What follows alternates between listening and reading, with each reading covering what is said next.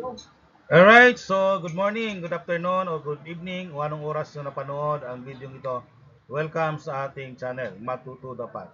Our lesson for today is about variance and the standard deviation for ungrouped data. So unahin muna natin ang ungrouped data. Okay?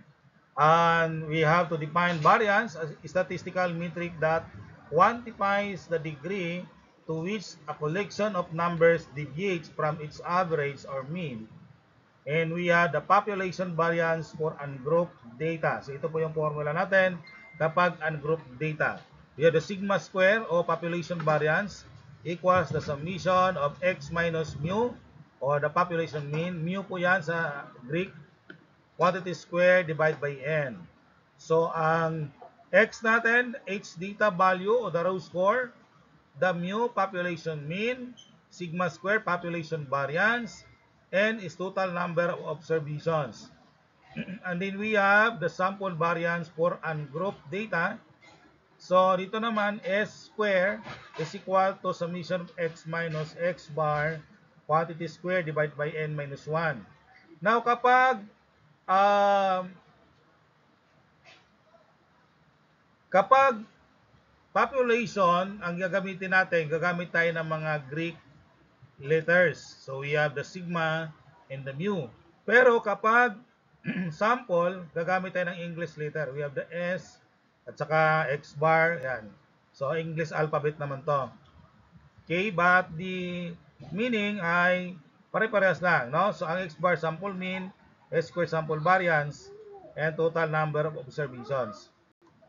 Okay? So next, the standard deviation is the statistical metric used to quantify a dataset's variability or dispersion. It shows the normal deviation of individual data points from the mean of the dataset. A bigger standard deviation means that the data points are dispersed throughout a wider range, while the smaller standard deviation says that the data points are around the mean. So, ang ating population standard deviation, gumagamit din tayo ng mga Greek letter. So, pagkuha po ng population standard deviation, ang gagawin natin is square root lang natin ang variance, and then masolve na po natin si standard deviation. Kung wala na po siyang square, so standard deviation, pag may square, variance, no? So, that is again the description ng ating itong formula natin. Kung sakali walang given variance, and then we are asked to solve the standard deviation, automatically ito nang gagamitin natin yung formula. Okay? So, sa sample standard deviation, so ganun din, no? Square root natin ng variance. So, ang S square sample variance, but ang S na lang ay sample standard deviation. Example, the following are the age of the customer eating at a certain restaurant from 9 a.m. to 10 a.m. Find the population and sample variance and population and sample standard deviation of the data below. So you have that data. Ang natin gagawin is to find the mean. Ang mean natin ay 26.25.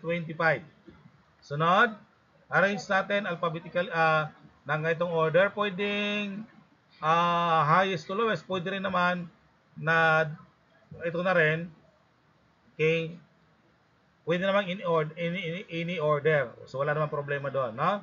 Ang age natin, ang total 315, okay, tapos kukunin natin yung deviation, x minus ito, x minus x bar. Yan. So 15 minus 26.5, absolute value kukunin natin. So 11.25. Okay? Sunod, 18 minus 26.25, that is 8.25. 18, yan, parehas lang sila. 20 minus 26.25, that is 6.25. 21, okay, that minus 26.25, 5.25, no? 22, so 4.25, 25, 1.25. So, puro po ito positive kasi absolute value, kinuha natin. Tapos, sa 28, 1.75. Sa 30, minus 26.25, 3.75. 33, 6.75. 40, 13.75. 45, 18.75. Okay? Next, nagagawin natin, square natin ito. Okay, square natin. So, 11.25 times 11.25, that is 126.56. Then, 8.25 square, that is 68.06. 68.06. 6.25 square, 39.06.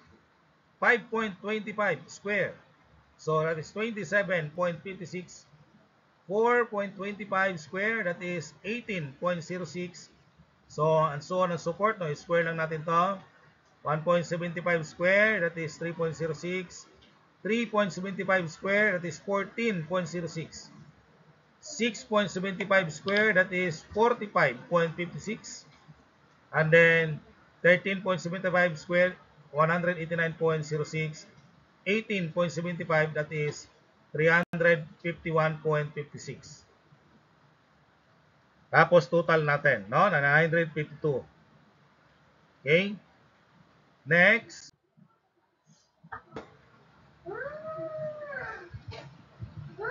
Okay, next solution. So, ang given natin, okay, the n is 12. Ang ating summation of x minus mean square ay 952.22. So, x bar at saka yung mean, mu natin ay the same interpretation lang tayo dito. So, it is the mean. So, population variance. So, x bar, sigma square is equal to summation of x minus mu square divided n. So, that is 952.22 divided 12. So, ang ating population variance ay 79.35.